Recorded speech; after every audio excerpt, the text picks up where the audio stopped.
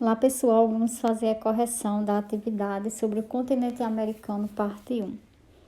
Com uma área de 42.209.248 quilômetros, o continente americano é o terceiro maior do mundo. Essa informação, a gente pode classificar como sendo verdadeiro ou falso. Falso, por quê? Porque ele não é o terceiro maior continente do mundo, e sim o segundo maior. O clima quente e úmido, característico das áreas próximas à linha do Equador. Essa característica é de que tipo de clima? Tropical, equatorial ou semiárido? Vocês iriam marcar clima equatorial.